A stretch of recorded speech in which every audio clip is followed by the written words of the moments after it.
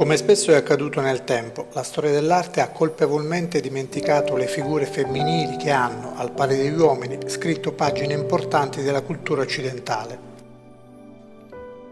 E lo hanno fatto attraverso una sensibilità e una determinazione capaci di smascherare l'ottusità e la supponenza della mentalità maschilista.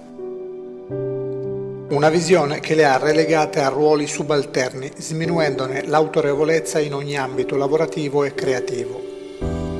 Ma le artiste hanno tracciato sentieri precisi e ben visibili a chi non è ottuso. Hanno camminato di pari passo con i colleghi maschi, spesso superandoli in qualità espressiva. Bertrand Meuriceau è uno degli esempi più significativi. Un modello di indipendenza e determinazione per le donne della sua epoca, artista di grande talento, capace di delineare la personalità dei soggetti ritratti attraverso pennellate fluide e decise. Imparò a dipingere studiando i quadri esposti in casa e copiando dal vero le opere del Louvre. Anche se desiderosa di prendere serie lezioni di arte da insegnanti preparati, non poté farlo. L'Accademia di Belle Arti di Parigi all'epoca non ammetteva le donne. Alle donne fu concesso il diritto di iscriversi ai corsi soltanto dal 1897.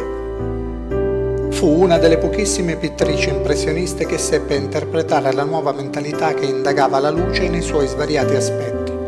Come i suoi colleghi dipinse all'aperto e in plein air, cogliendo i chiaroscuri naturali utilizzando pennellate sciolte e lineari.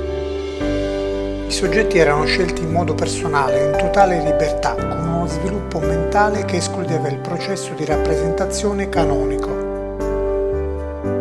Dipinse marine, paesaggi, ritratti, finché la pressione esercitata su di lei dall'ottusità della cultura maschilista imperante non la costrinse a limitare le sue uscite all'aperto per dipingere. Appariva disdicevole che una donna pittrice si recasse a svolgere la sua arte in luoghi pubblici sotto gli occhi straniti dei ben pensanti.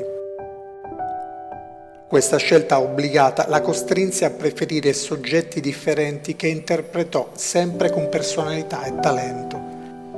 La dimensione domestica femminile assunse una valenza significativa nella sua arte, dove i modelli principali diventarono le donne della medio e alta borghesia. Un'artista intelligente e talentuosa, come la definivano i suoi colleghi impressionisti, e anche molto bella. Manet la scelse spesso come modella per i suoi dipinti.